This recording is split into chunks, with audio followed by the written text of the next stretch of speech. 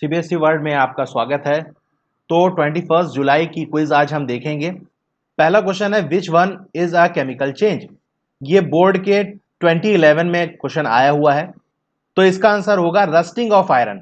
यानी rusting of iron एक chemical change है। और केमिकल चेंज में क्या होता है, पुराने बॉन्ड्स टूटते हैं और नए बॉन्ड्स बनते हैं। तो मैंने थ्योरी वाले लेक्चर में इस केमिकल चेंज को समझाया था, आप देख सकते हैं, उसी की स्लाइड है ये। और ये वीडियो मैंने दिखाई थी कि ये हाइड्रोजन के बॉन्ड्स हैं, ये टूटे और ऑक्सीजन के साथ बने, तो इस तरह से वाटर फॉर्म होता है। अब मेल्टिंग में क्या होता है, आयरन के मॉलिक्यूल इस तरह से हैं, मेल्ट होगा तो क्या हो जाएगा, इसके मॉलिक्यूल्स और दूर हो जाएंगे, कोई बॉन्ड इसकी टूटेगा नहीं। वहीं अगर रस्टिंग की बात करें तो वहां एक केमिकल रिएक्शन होता है। रस्टिंग में क्या होता है, आपका आयरन होता है और आपका ये ऑक्सीजन होता है और आपका वाटर होता है। ठीक है, मैं बैलेंस्ड इक्वेशन नहीं लिख रहा हूं और ना ही आपको इक्वेशन याद रखनी है।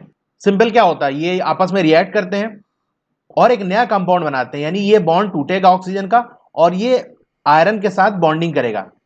तो रिएक्ट करने के बाद रस्ट बनता है, उसका फॉर्मूला क्या होता है, Fe2O3.XH2O। तो आप देख सकते हैं ये Fe2O3 ये अलग तरीके की बॉन्डिंग बनाएंगे। ठीक है, ये ऑक्सीजन जाके इसके साथ बॉन्डिंग कर लिया, तो इसीलिए रस्टिंग एक केमिकल चेंज है। सेकंड क्वेश्चन है name the law which is kept in mind while balancing a chemical equation. जब हम बैलेंस करते हैं किसी केमिकल इक्वेशन को तो कौन सा लॉ हमें माइंड में रखना चाहिए, ध्यान में रखना चाहिए, वो आपका law of conservation of mass है। आप यहां देख सकते हैं आपकी बुक में लिखा है law of conservation of mass use होगा। और ये क्या होता है, मास can neither be created not destroyed in a chemical reaction. तो मास ना तो नया बनता है ना ही डिस्ट्रॉय होता है। ठीक है, तो ये आपका law of conservation of mass होता है। फिर आपका थर्ड क्वेश्चन है when dilute hydrochloric acid is reacted with zinc granules, तो क्या चीज ऑब्जर्व होगा। तो ये आपका 2012 के अंदर बोर्ड एग्जाम के अंदर ये पूछा हुआ क्वेश्चन है और वहां ये पूछा था कि दो ऑब्जर्वेशन आपको देने हैं। तो इसके दो ऑब्जर्वेशन जो सही होंगे वो एवोल्यूशन ऑफ हाइड्रोजन गैस है और दूसरा द कंटेनर बिकम्स हॉट। तो दोनों में से जो भी आपने लगाया होगा जिसने, वो सही आंसर है।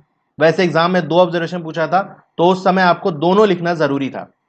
ये मैंने थ्योरी वाले लेक्चर में पढ़ाया था। Chemical reaction between zinc and dilute sulphuric acid is characterised by evolution of hydrogen gas. और दूसरा जब चेंज इन टेम्परेचर वाला टॉपिक पढ़ा रहा था उसके अंदर भी यही एग्जाम्पल मैंने लिया था कि जिंक को सल्फ्यूरिक एसिड के साथ रिएक्ट कराएंगे, characterise by change in temperature. और वहां बताया था कि टेम्परेचर में चेंज क्या होगा, जो आपका कंटेनर है वो गर्म हो जाएगा, यानी हीट निकलेगी, यानी एक्सोथर्मिक रिएक्शन होगा। List four observation that help us to determine whether a chemical reaction has taken place. तो ये बोर्ड 2012 के अंदर क्वेश्चन आया हुआ है। तो चार ऑब्जर्वेशन आपको लिखने थे। बहुत सारे लोगों ने लिखा है लेकिन उन्होंने 5 लिख दिया है। तो ये आप कोशिश करिए कि टू द पॉइंट, क्योंकि बोर्ड के पेपर में भी बोर्ड ये कहता है कि आप टू द पॉइंट लिखिए। अगर आपसे 4 कहा है तो आप 4 ही लिखिए, कोई उसमें मार्क्स कटेगा नहीं। या अगर आप 5 लिख देंगे तो कोई मार्क्स एक्स्ट्रा मिलेगा नहीं। क्वेश्चन में आपके साफ साफ 4 मेंशन था कि 4 ऑब्जर्वेशन आपको लिखने हैं। और एनसीईआरटी बुक भी अगर आप देखेंगे तो वहां 4 है। वैसे तो बहुत सारे होते हैं, जैसे वॉल्यूम चेंज हो जाता है, स्मेल और टेस्ट उसका चेंज हो जाता है, और प्रोडक्शन ऑफ लाइट होता है, तो बहुत सारी चीजों से। लेकिन जनरली आपको 4 बताया गया, आप 5 याद रखेंगे तो ठीक है, तो किसी को भी यूज कर सकते हैं। थ्योरी वाले लेक्चर में मैंने ये बताया था कि चेंज ऑन स्टेट हो गया, चेंज इन कलर हो गया, एवोल्यूशन ऑफ गैस हो गया, चेंज इन टेम्परेचर। तो ये आपके पॉइंट वाइज एनसीईआरटी में मेंशन है, ये 4 वाले। तो 4 पूछा है तो आप कोशिश करिए कि यही 4 लिखिए। अगर आपको कोई बाउंडेशन नहीं दी हुई है तो आप पूरा 5 लिख देंगे, फॉर्मेशन ऑफ प्रेसिपिटेट, क्योंकि ये रिएक्शन का एग्जाम्पल आपको दिया हुआ है। ओके, तो 4 ऑब्जर्वेशन में से कोई इनमें से 4 लिख सकते हैं। If the number of atom of each element in the reactant and product side are not equal, such an equation is known as। अगर reactant और product side में जो number of atom है वो बराबर नहीं है तो हम उसे क्या कहते हैं, स्केलेटल केमिकल इक्वेशन। ये वाला ऑप्शन सही होगा। बैलेंस नहीं होता, बैलेंस तब होता है जब दोनों तरफ बराबर है।